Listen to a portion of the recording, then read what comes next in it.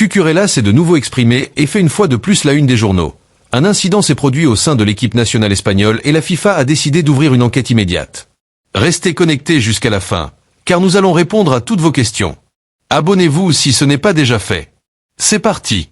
Pour comprendre ce qui s'est passé, il faut d'abord revenir sur le contexte de ces derniers jours. Cristiano Ronaldo et Lionel Messi disputent leur 6e Coupe du Monde, un exploit inégalé dans l'histoire, et tous deux continuent d'établir des records comme si le temps s'était arrêté pour eux. Messi a inscrit un triplé lors du match d'ouverture de l'Argentine contre l'Algérie, puis un doublé face à l'Autriche. Avec 18 buts en Coupe du Monde, il reste le meilleur buteur de tous les temps de la compétition. Personne qui ne s'appelle pas Messi n'a réussi à marquer avec le maillot de l'Argentine dans ce tournoi jusqu'à présent. Face à cette exhibition, le gène compétitif de Cristiano n'allait pas permettre une nouvelle prestation terne comme celle montrée lors du début du Portugal contre le Congo.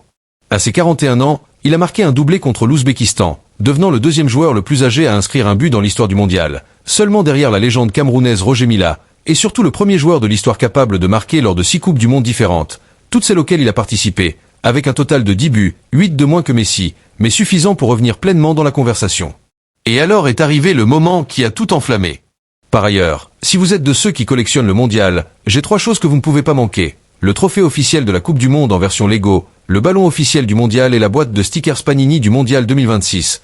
Je vous laisse les 3 liens directs dans la description. Dans la zone mixte, après le match contre l'Ouzbékistan, plusieurs journalistes ont demandé à Cristiano son avis sur la performance de Messi dans ce mondial, sur ses 5 buts lors des 2 premiers matchs, sur la comparaison entre les deux, et Cristiano a répondu par une phrase qui fait déjà le tour du monde entier. Je ne me soucie pas des autres, et il a ajouté quelque chose d'encore plus révélateur. Mbappé a également marqué comme s'il voulait diluer Messi parmi les autres stars du tournoi, le mettre au même niveau que n'importe quel autre attaquant qui a marqué cette semaine au lieu de reconnaître l'ampleur de ce que l'Argentin est en train d'accomplir.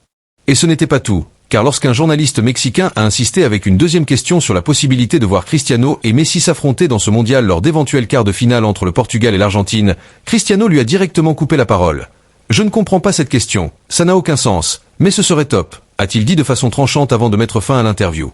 Si vous voulez que nous poursuivions l'histoire, restez car ce qui suit est la partie que personne ne raconte avec la clarté qu'elle mérite. Et si vous ne vous êtes pas encore abonné à cette chaîne, c'est le moment car dans les prochaines minutes vous allez découvrir qui a répondu à Cristiano sans aucun filtre, ainsi que ce qui s'est passé avec Cucurella, avec le contrôle antidopage de l'Espagne et avec la guerre qui reste ouverte entre l'Athletic et le Barça.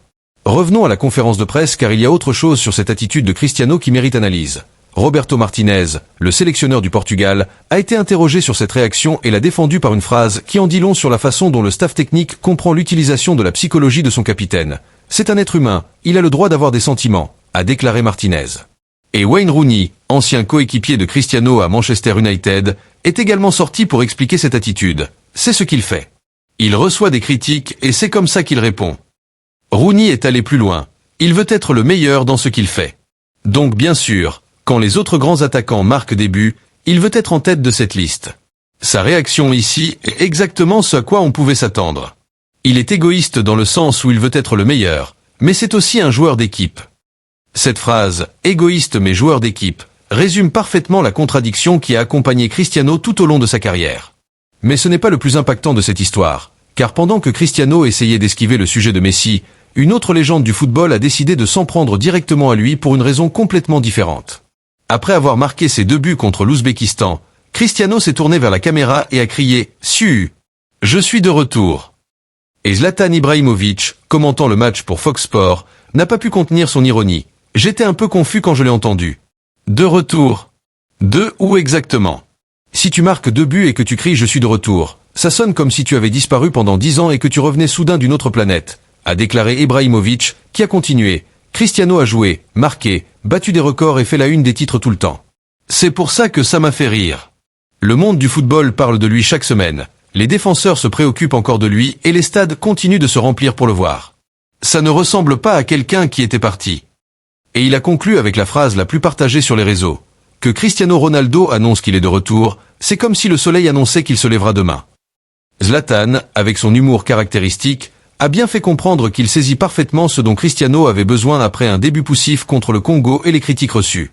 Il avait besoin que le monde le sache, mais ce besoin constant de revendication, d'être toujours au même niveau que Messi dans chaque conversation, chaque statistique, chaque titre, est exactement ce qui a conduit à cette nouvelle polémique.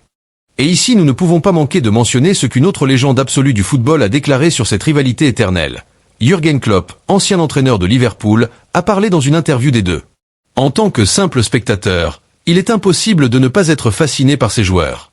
Ils ont dominé le football mondial pendant 10 ou 15 ans et continuent de performer à un niveau exceptionnel, a déclaré Klopp. Et sur la réaction de Cristiano après les critiques du premier match, il a ajouté quelque chose de très clair. Après ce match, Cristiano Ronaldo a reçu beaucoup de critiques, mais sa réponse sur le terrain à 41 ans avec une performance pleine d'énergie et d'intensité m'a particulièrement impressionné. Klopp a également parlé de sa relation personnelle avec Messi. Messi a eu la gentillesse de me compter parmi ses admirateurs. Même à 59 ans, j'ai réalisé à quel point un tel geste pouvait être exceptionnel. Et Manu Carreño, en Espagne, a également tenu à souligner la portée historique de ce que ces deux joueurs accomplissent 20 ans après leur début en Coupe du Monde en Allemagne en 2006. Lors de la Coupe du Monde 2006 en Allemagne, un certain Cristiano Ronaldo et un certain Léo Messi ont fait leur début. 20 ans et 6 Coupes du Monde plus tard, Léo Messi est toujours là, marquant des buts. Il en compte 18, un record dans l'histoire de la Coupe du Monde, tandis que Cristiano Ronaldo en a 10 et est le seul joueur à avoir marqué lors des 6 éditions consécutives. Il complique la tâche des héritiers de Haaland, Mbappé, Yamal et Vinicius. Force est de constater qu'aujourd'hui, 20 ans plus tard, il règne toujours en maître sur le monde. Et cette rivalité recèle d'autres aspects qu'il convient d'analyser avant de poursuivre, car les statistiques détaillées de ces dernières années révèlent une réalité encore plus fascinante. Depuis ses 35 ans, Messi a franchi un cap sur la scène internationale, inscrivant 12 buts lors de ses 9 derniers matchs de Coupe du Monde. C'est 2 buts de plus que le total de Cristiano Ronaldo dans cette compétition, ce qui le placerait au 7e rang des meilleurs buteurs de l'histoire de la Coupe du Monde, à égalité avec la légende brésilienne Pelé. Messi n'avait inscrit que 6 buts lors de ses 19 premiers matchs de Coupe du Monde, entre 18 et 34 ans. Son retournement de situation est survenu précisément après son départ de Barcelone, et nombreux sont ceux qui, dans son pays, affirment que depuis lors il privilégie encore davantage ses performances avec l'équipe nationale, ce qui, durant ses années au sommet du football européen, avait valu à certains médias argentins des critiques, certains lui reprochant de ne pas en faire assez. Depuis ses 35 ans, Cristiano a inscrit 8 buts en 16 matchs, toutes compétitions confondues, Coupe du Monde et Championnat d'Europe. Un total remarquable pour son âge, mais nettement inférieur à celui de Messi au même âge. Et voici la statistique qui a suscité le plus de curiosité cette semaine chez les fans de football du monde entier. Les deux joueurs détiennent le record du plus long intervalle entre le premier et le dernier but d'un footballeur en Coupe du Monde, exactement 20 ans et 11 jours. Messi a marqué son premier but en Coupe du Monde contre la Serbie le 16 juin 2006, et son dernier but, son deuxième contre l'Autriche, est survenu exactement 20 ans et 11 jours plus tard. Cristiano a inscrit son premier but en Coupe du Monde contre l'Iran le 17 juin 2006, et son dernier but, contre l'Ouzbékistan, est survenu de façon remarquable à exactement le même intervalle de temps, 20 ans et 11 jours. Cette coïncidence statistique illustre à quel point les carrières de ces deux joueurs ont été liées depuis leur début ensemble en Coupe du Monde lors de cette édition en Allemagne, où presque personne n'aurait pu imaginer ce qu'ils accompliraient tous deux au cours des 2 décennies suivantes. Et aucun des deux n'est aujourd'hui.